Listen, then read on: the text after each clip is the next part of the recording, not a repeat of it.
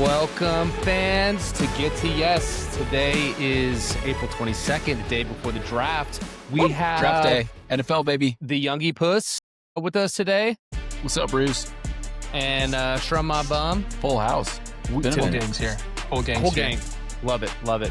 Today we're going to get into some deep discussion on drafts, different ways teams look at a draft. We got some hot takes, people fitting on teams, and what we like to see. And I'm excited to get into it today.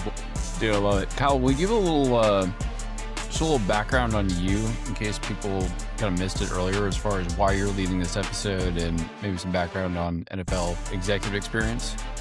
So prior to going to law school, I worked for the Raiders in the front office, doing some scouting as well as football operations.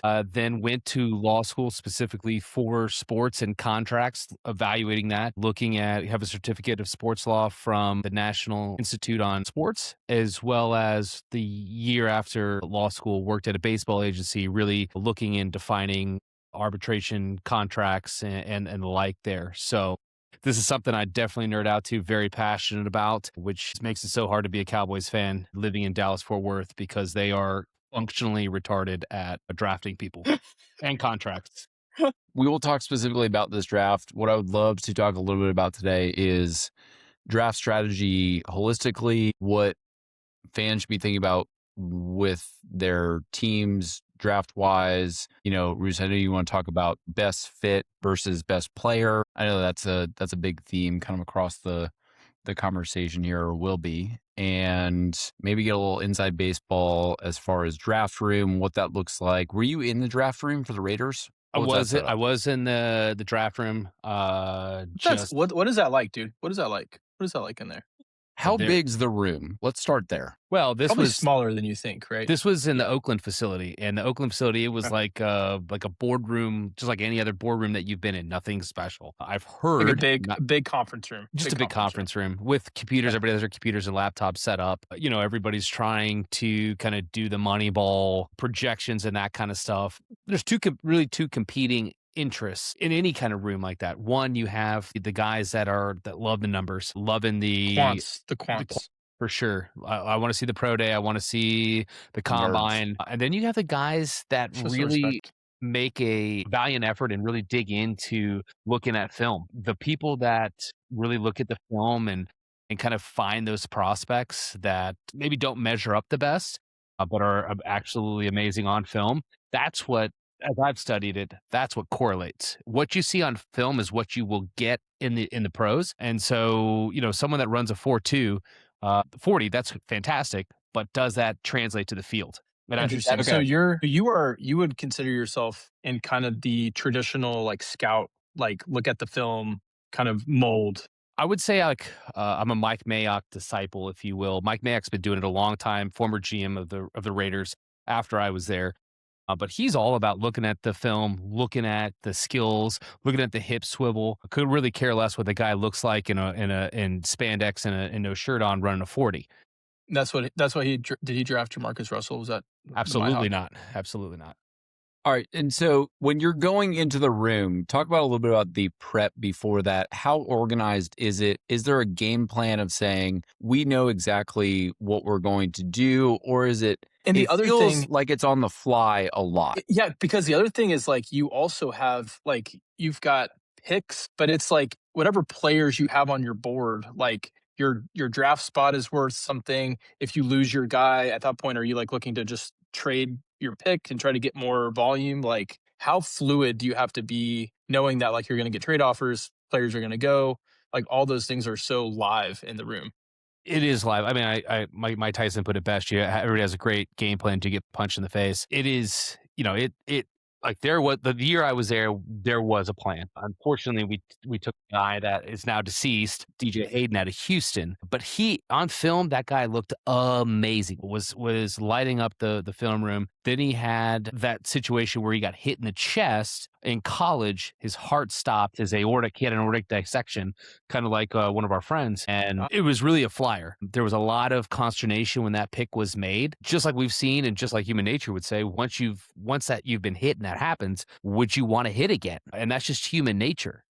And so there's a lot of discrepancy at that time on who the right pick should be. The people on the field were saying this guy's going to be great. The medical staff was saying he's healed. This was a rare deal, but people were really wary that he wouldn't take a hit again. So And did that end up being like, was he limited in he his was career because of that? he was very limited, and Yeah. unfortunately now he's deceased. Was it because of that or was it something else? No, he got in a car wreck. You got Houston, Totally not separate. totally you got separate. you can't like build it up like that, Russo. Like he had his first hit in the NFL. Like it's like no, he drove a boat into He the overdosed. to a rock. I mean, Man. So, all right, that makes sense. So, how many guys are in the room? What's everybody's role? Is there a piece of the order of operations as far as you're You got in the owner, groups, you got the GM, you got the teams? coach. you know, There's like What's the feel? Ultimately, GM is making the final call with the maybe, coach and the yeah. owner. No, not necessarily, dude. You think Yeah. Jerry Jones is on the? I mean, I guess he's both, but he's Well, like both. how does information, get passed? Is it we're meeting and having an open conversation across the entire room while everybody's picking? We have our whiteboards going. Tell me about that. There's definitely a kind of a whiteboard and targets. I mean, scouts are broken up to regions. So these regional scouts have binders and it's memorized. If the GM like kind of snaps at you or whatever, or somebody in some kind of position of power snaps at you, you are supposed to have all the answers. Hey, what was his tackles for loss? What did you see? What were his 40s? All that, so that so as things are it's by fluid. region. Like if a guy was Pacific Northwest, they're like hitting their Pacific Northwest guy for his stats. Absolutely. Dude, that's Absolutely. crazy, man. Yeah, there's so many people that are, unless you're in the top 5 and then the entire 8 organization is going out to see that guy. But as you get into the second, third day, the regional scouts that are going and making a push and go to the practices in that region around. And so those scouts are saying, hey, man, in the 4th round, when our pick comes up, I have the guy. If he's available, we have a need at this position. I know his tape. I feel like he'd be a great fit. Is it, guys, are you advocating? Do you hear a lot of advocation for specific guys from those individual scouts for their guy, quote unquote? Or is it Yeah, that's tough. like how does that work? It's got to get synthesized at some point into a cohesive list, right? Well, To be I able mean, to draft a prospect. So here's the weird thing about these scouts and stuff. Sometimes they stick around if coaching or GM changes. Many times they don't. And so every scout is looking for that prospect to hang their hat on to advertise. So you do kind of have a Machiavellian room, if you will, where someone's pushing their interest on a good hunch, saying, I think this guy is the next guy, that they can say, hey, down the road, I was the one that pushed for this. I did this. This is the workup I did, and look at what he became. So, Like if they're good and they go to another team, they can be like, oh, "I told you to do that." Right? yep, Is that kind of absolutely. Absolutely. Absolutely. And that's how you get your clout and that's how you get your reputation. So, where good teams, and this is kind of throughout, where good teams excel, and you have to in the current cap situation, is in rounds 3 to 6. You have to hit on your number 1, and that makes a lot of sense. But good That's teams fill holes 3 to 6. so here's my question, dude, because you do see like organizations, coaches, teams that like if you look at what the Texans have been able to do over the last several drafts, like like they hit on their first picks, but it seems like their hit rate is just so much higher than like the Eagles, for example, right? Have drafted exceptionally well. And you see the Cowboys in the late 80s, early 90s, like these teams that just kind of go on a run where they don't really miss for several drafts in a row versus right. I mean, you end up with this other dynamic where if you're the worst team, you're getting the top picks year after year and they somehow find a way to squander it. Do you think are they just getting lucky, or is there something in because they all have the same tape? They're at the combine. They're what the Patriots back in the day, great example, probably unique in their own way of finding those deep cut guys that end up being a kind of almost a different way of assessing talent. They hit on C.J. Stroud, they hit on Anderson, they're like getting Dell, they're getting all these marquee players built through the draft, which also means that you have, at least for a few years, you got this big salary cap advantage as well. Of you're not having to go and splurge in free agency to get your guy. Like, what's happening there compared to these other guys that keep missing and then they got to sell their roster to try to get picks, and then the cycle repeats itself, and they never kind of get out of it. Well, one thing I want to hit on that you said is good teams build through the draft You and they have to. don't You have to. overspend with the cap structure the way it is. And so I think that's really important. I also think you see good teams very much spending on their offensive defensive line quality in the draft because too many teams give up on position players or skill players way too early in the draft. Yeah. What about the relationship with the college coaches? Because Austin's point about the Eagles, when I think about how the Eagles have been successful over the past couple of years, they basically just draft from the Georgia Bulldogs, the entire roster. What's up, Freeman? Yo, tell us the number one draft pick. Who is going to get drafted number one? He can't hear you, but Freeman, who's your favorite football team? He doesn't know. It's golf season right now. He's in the off season. Off season, Scotty season. Going to kind of your question there on does relationship with coaches, every coach is going to say this is great. The guys that consistently make it into the playoff, whether that's at the division D1 level, FCS level or not, just have so much more experience that's so much more important. So, when you say they just get all the guys from Georgia, it's not necessarily the SEC because Ohio State has had great runs too. It's that experience. And I think that's where a lot of teams are looking for people that have that experience. Teddy Bruschi looking at him from the Patriots back on their run, 5th round pick, right? But was on an Arizona squad that was doing really well, had some postseason ambitions, played a lot of football, and then he was able to come in and do great things. Yeah, I mean, one thing that you covered, I think it was probably a couple months ago when we were talking about Fernando Mendoza, and I was asking you guys about him. The one thing that you were talking about was the number of reps and games that these guys had being such a critical factor. And that's something that I had never really thought about. The idea that having the live action, not just simulation in, practice or whatever. I think your comment was the guys played 40 games in the college level. Therefore, you have enough tape, you feel ready, you feel like he can move up to the next level. That's not something that I would really have ever thought about as being a really important factor. It seems pretty obvious when you say it out loud, but for me to hear that, I'm thinking more, well, who is the player that pops out the tape? Even if he just played for 2 years, great. Maybe I would think he's the best pick. But your idea there of the experience, the coaching experience, working with these guys, and that's, and going back to the coaching question, is it this guy's coming from this program, not just SEC, ACC, Big Ten football, the big division. It's we really like this coach and how he prepares this wide receiver set or these quarterbacks or the running back room. Is there an element of that that's baked into this as well, as far as we like what they're doing in the building and where this guy has been, what building he's been in for the past 3-4 years, or does that not matter as much? I think every organization is going to find it differently, right? I think you do want to get a general feel of who that person is in the building, and the best way to do that is coaches. But I don't think just because a person is from one program over the other program is that influential. Does that make sense? Yeah. Okay. So it's more about the raw talent. And did he get enough reps? Did we see enough tape? Do we feel like we have enough confidence built based off of this guy's skills and who he is truly as a player? And then we feel like as our organization is built, if I'm the Raiders, I have my coach, I have my GM, I have my room that we feel like he's going to, the Raiders are a bad example of this, but maybe the Patriots is a better example, or the 49ers, where Shanahan's like, it doesn't really matter who was coaching him before. I have my system. I can get all of my guys to fit into my system. They're either going to fit in or we're just going to trade their asses away anyway because they're not going to fit in with a room. Is that a more fair assessment? I think that's more kind of like fair assessment. The alpha male feel. I'm going to make it work. I think raw talent. I think more is the culture. Does this guy fit the culture that you're trying to create, right? Let's use your Shanahan example. That guy runs a stretch zone blocking West Coast offense. Yep.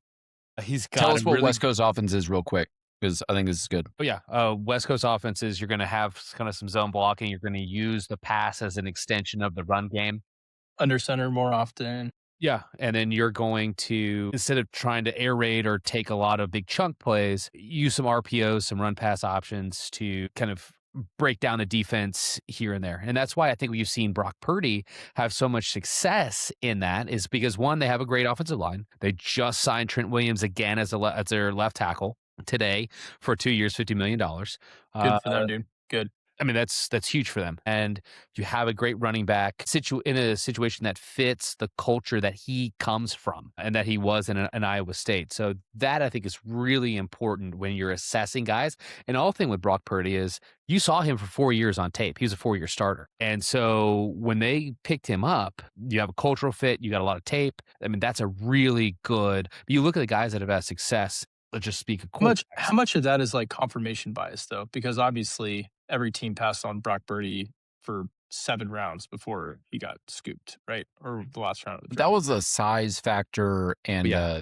a hand size factor and everything else, right? That was the true just size of him and ability to see over the receivers and throw the ball down the field, I would assume. Is that fair? That's all that was all measurables. That's why he sank. And that's why we talked about the two different camps, right? We have the measurable people and then the film people. And you look on the film, that guy is a competitor. He threw a nice ball and according to his coach was the, consummate professional. So when you're talking about those two different camps, you're looking at that and trying to make that determination there. Okay. Well, we can keep moving here into more of the stuff that I know you want to cover, but I have one other question before we do that. And that is, when I think about the draft, I often hear a lot of talk about something that you covered, which is fit in the room and the pieces around character, charisma, especially for quarterback and the guys who are closest to the ball, whether it's your center, quarterback, outside linebacker that's going to be green dot, whoever it might be, that being a huge part of it. But it seems like that's almost the last thing that gets talked about. When you guys go into a ranking for your guys, how do you lay the data out for each guy? Is it qualitative, quantitative, measurables? Yeah. Is there a system? Does every team have a different system? I assume. Who runs that system? Is it the GM that dictates how we rank and It's gotta be the quant rate guy, right? guys? Every team's got their own system. And so you do have people that try to quantify, this 40-yard time or vertical as opposed to catches and that, and say this guy's at 8.8 or whatever. That's just what the Browns try to do, right? The Browns try to do that. And then everybody got fired, so, and they missed so many damn picks because they were doing that I don't think that's the right play. They arguably drafted some good players though, right? They drafted Well, their Myles defense has Garrett. been amazing for the I mean, past 10 years. they also drafted Baker Mayfield. They've drafted some players who have been successful, just not in that organization. And that's what I'm talking about, is getting that fit. And I don't think you can quantify the fit, because I honestly thought the Browns coach, his name escapes me right now, was Stefanski.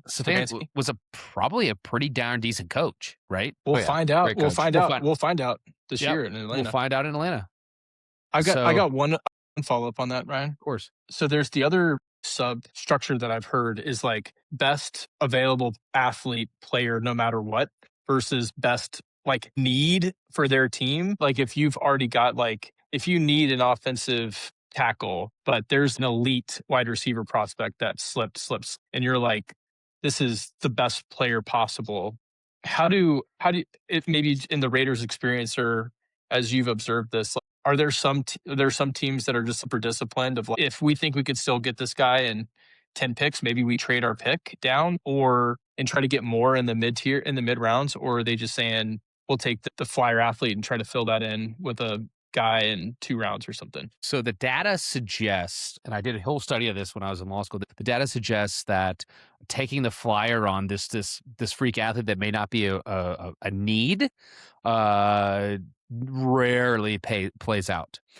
Interesting. So, gosh, So what was- need is most important versus best guy on the board, regardless of position. let me give you an example. This is an example that I use coming from the Raiders going to law school. Darius Hayward Bay. Mhm. Guy couldn't catch a cold, but was fast as can be. Out of Out of Maryland.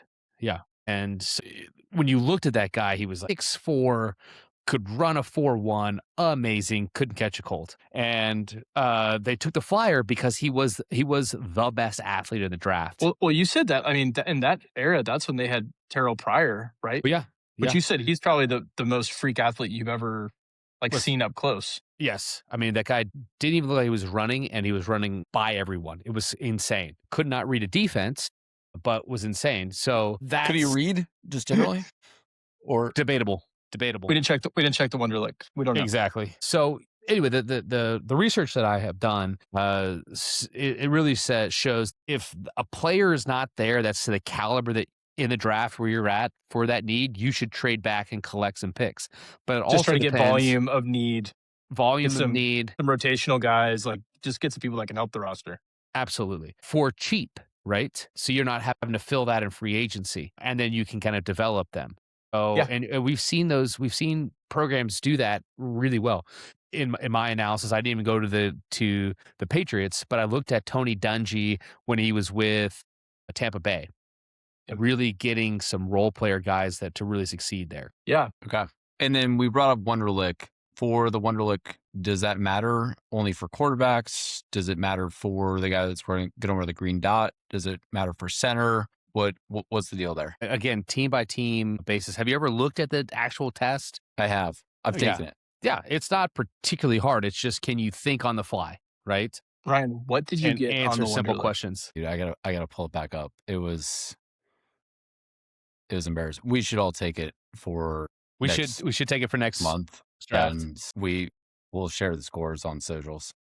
Yeah, it was like one was like how many. It was lower than I thought it was going to be. Let's put it that way. I remember one of the guys I was reviewing was one of the questions that I was like, how could you miss this? When I was actually with the Raiders and employed with them, was how many states are in the lower continental United States? Tricky. It's tricky. Tricky. Tricky. I mean, you either have 48 or 50. Right? I mean, obviously we know. correct. Obviously, I mean, we know. that's it, Obviously, right? we know. Obviously, we know. But It's out there. the amount of We people would- we that get that. the amount of people that selected The answer is 48. the answer is 48. Obviously, the we know amount that. The amount of people that selected 54 would quite honestly astonish you. God. Really? Yes. Okay.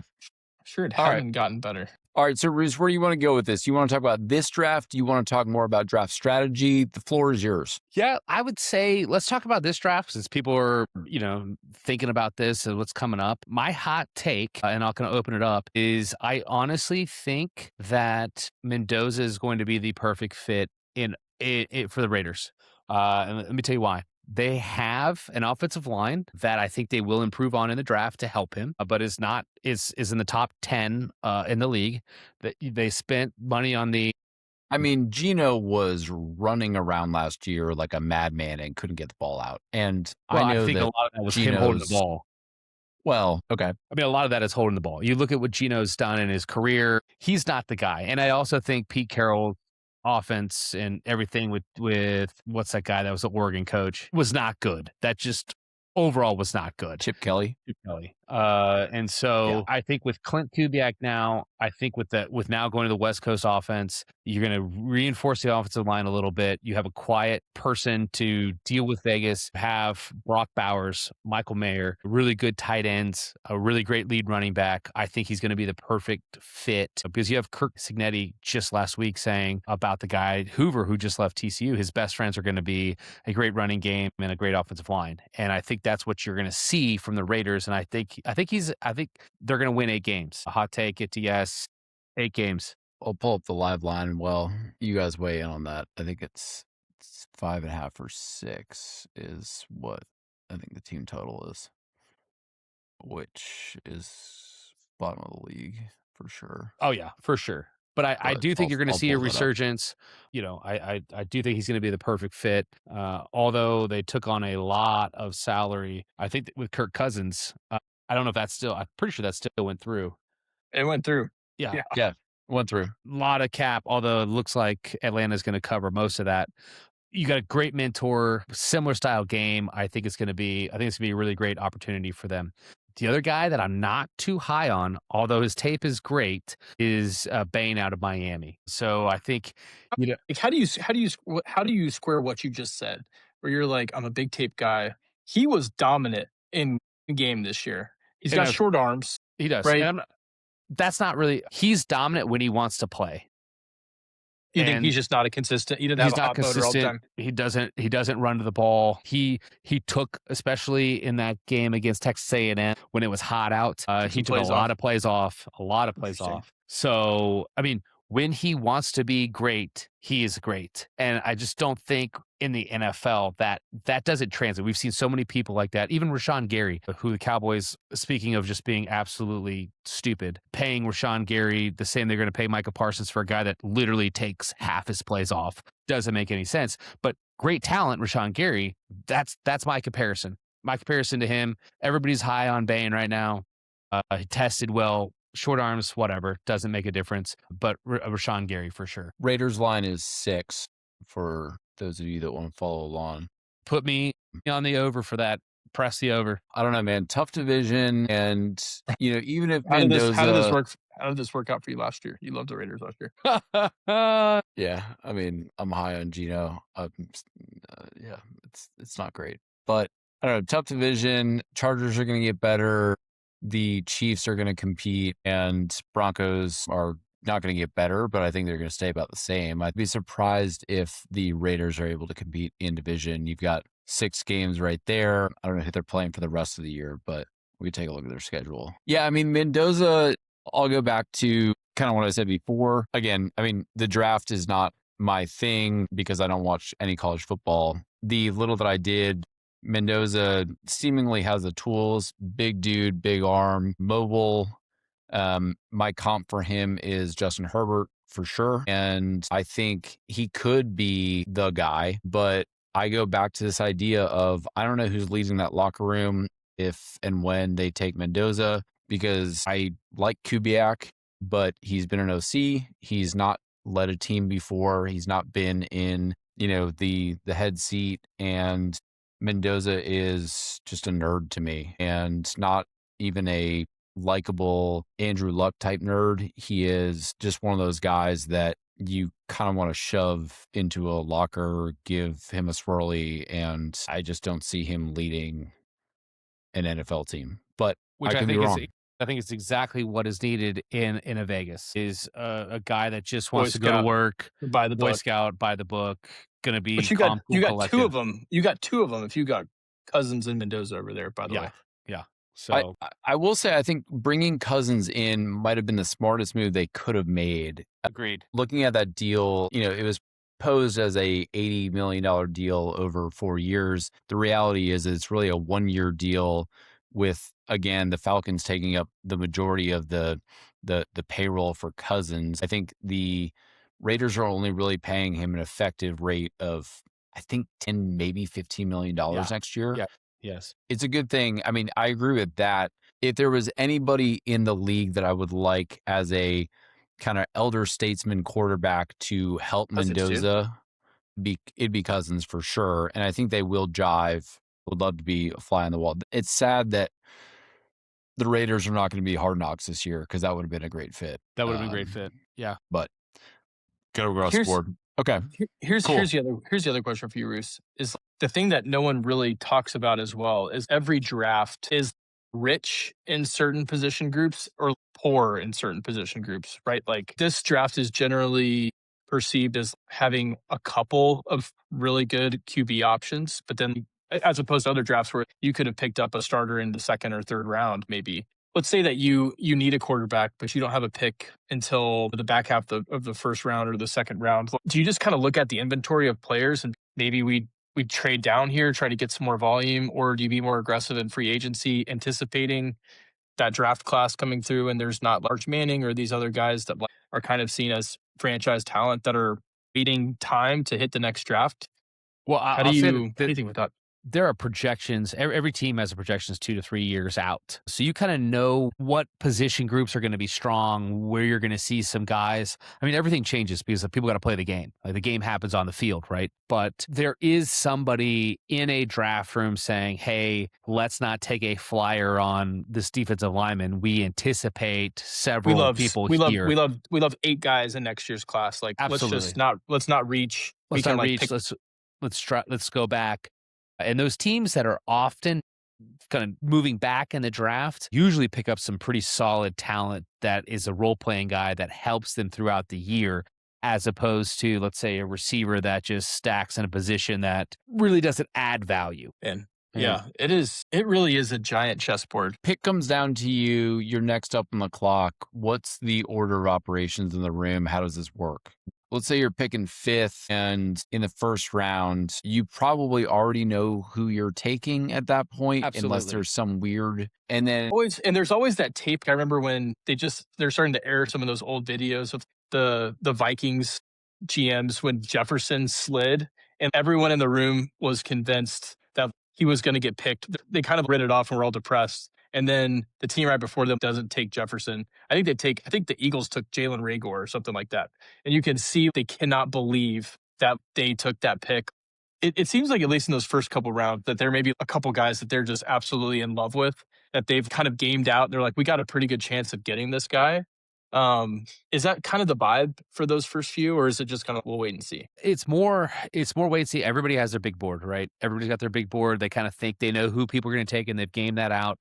But as teams trade up or trade down, things change. So I think the order of operations is we look at the big board. Is the person that we are in love with still on the board? If not, what most successful teams say, what is our next area of need? Because now our guy is gone. There may not be a guy that we necessarily love, like a Justin Jefferson that's fallen. Let's look at our area of need. You probably have 2 areas of need most likely that you want to hit in a draft just because of how everything kind of shakes out. So, hey, is somebody there that's worth this pick, or will that person be down the line and we can trade back? Because there is a model out there of a first round pick is worth this, trading back and getting another first round pick plus a third is worth this. Does this all work out? And so, looking at that at the need, teams that constantly trade back, and I'm not necessarily in the first round, but in the second, third round, kind of getting the picks, because once you've got past, and this is pretty consistent about, once you got past that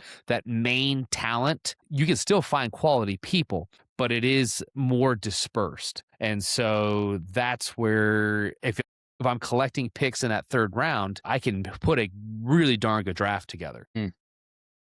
Okay.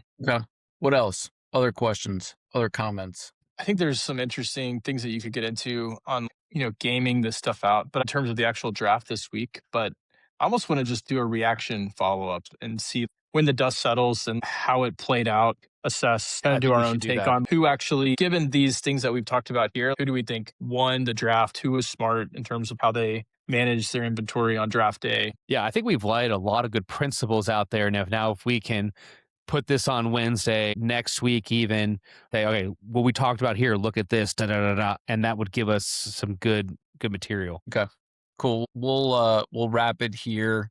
Thank you guys for joining. Get DS Pod. Rus, this was a masterclass. That was a masterclass, dude. Taking us into the room, and we'll see how this thing bakes out. Before we go, Sexy Dexy traded from the Giants, got a first rounder from the Bengals. 10th over. Yep.